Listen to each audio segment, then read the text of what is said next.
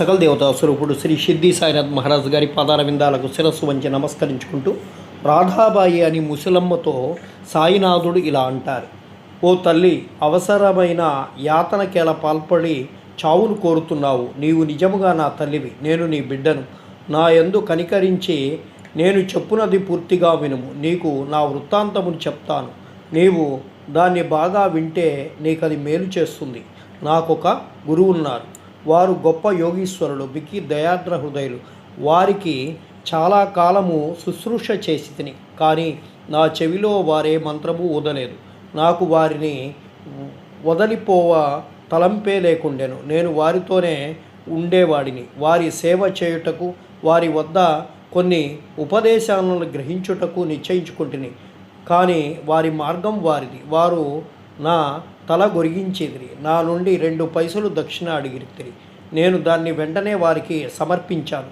మీ గురువుగారు పూర్ణకాలములైనచో వారు మిమ్మల్ని దక్షిణ అడుగనేలా, వారు నిష్కాములని ఎట్లు అనిపించుకొనిచున్నారు అని మీరు అడగవచ్చు. దానికి సమాధానం సూటిగా చెప్పగలను. వారు డబ్బును లక్ష్య పెట్టేవారు కాదు. ధనము వారు చేయునదేమున్నది. వారు కోరిన 2 కాసులు, ఒకటి నిష్ఠ, రెండవది సంతోష స్థైర్యాలతో కూడిన ఓరిమి. ఈ రెండిటిని వారికి అర్పించి తిని వారు ప్రసన్నులైరి. నా గురువును అట్లు 12 సంవత్సరాలు సేవించి తిని. వారే నన్ను పెంచి పోషించారు. భోజనముకు కానీ వస్త్రాలకు కానీ నాకు లోటు లేకుండెను. వారు పరిపూర్ణులు. వారు ప్రేమావతారమని చెప్పుకోవచ్చును.